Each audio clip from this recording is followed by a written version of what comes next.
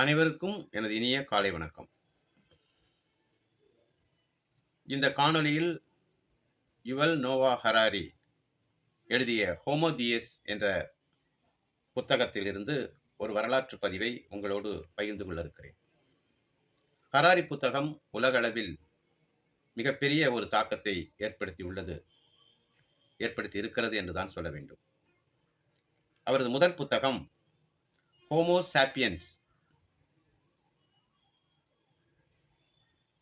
எல்லோராலும் படிக்கப்பட வேண்டிய ஒரு புத்தகம். அதற்கு முன் என் வாழ்க்கையில் நடந்த ஒரு சிறு நிகழ்வை இங்கு குறிப்பிட விரும்புகிறேன். நான் சிறுவனாக இருக்கும் பொழுது எனது சகோதரன் ஒருவன் சிறு வயதிலே இறந்து விட்டான். 2 வயதுக்கும் குறைவாகத்தான் இருந்திருக்க வேண்டும். அவன் பெயர் டொமினிக். எங்கள் ஊர் கிறித்தவ கான்வென்ட்டிலிருந்து ஒரு கன்னியாஸ்திரி என் அம்மாவை பார்க்க என் வீட்டிற்கு வந்திருந்தார்கள். பேசிக் கொண்டிருந்த என் அம்மா அந்த கன்னியாஸ்திரியிடம், என் குழந்தை இறந்து விட்டான், அவன் நேராக மோட்சத்திற்கு போவானா என்று சற்று ஆதங்கத்துடன் கேட்டார். அதற்கு அந்த கன்னியாஸ்திரி, இல்லை, உன் பிள்ளை நேராக மோட்சம் செல்ல முடியாது, அவன் தனது கைவிரல் ஒன்றை உத்தரிக்கிற ஸ்தலத்தில் விட்டுவிட்டுத்தான் செல்ல முடியும் என்றார்கள். அதாவது மோட்சத்திற்கு செல்வதற்கு முன் தன் ஜென்ம பாவத்திற்கு பரிகாரமாக உத்தரிக்க ஸ்தலத்தில், அதாவது ஆங்கிலத்தில் பர்கட்ரி, சுத்திகரிக்கப்பட்டு மோட்சம் செல்ல வேண்டும் என்பது பாரம்பரிய கத்தோலிக்க கிறிஸ்தவ மதத்தின் நம்பிக்கை அல்லது கோட்பாடு என்று சொல்லலாம். இந்த நிகழ்வை என்னால் இன்றளவும் மறக்க முடியவில்லை.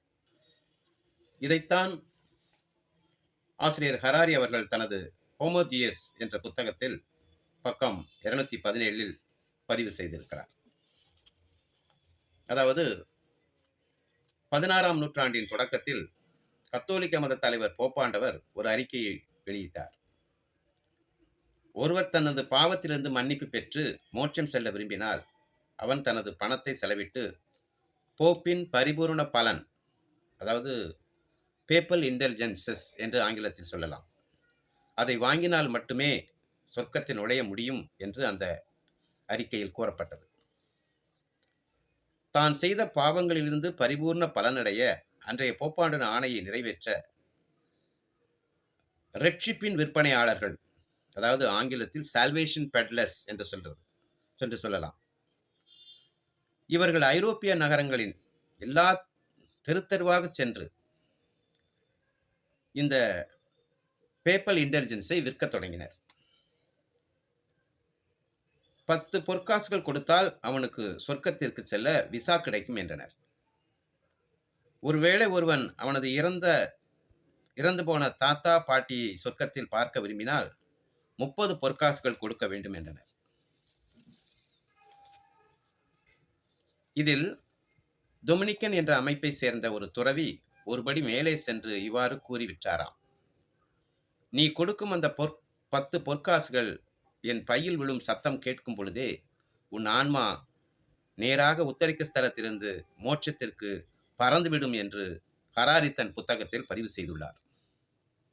இந்த நிகழ்வே கத்தோலிக்க கிறிஸ்தவ வரலாற்றில் மிக முக்கிய நிகழ்வாக இன்றளவும் கருதப்படுகிறது.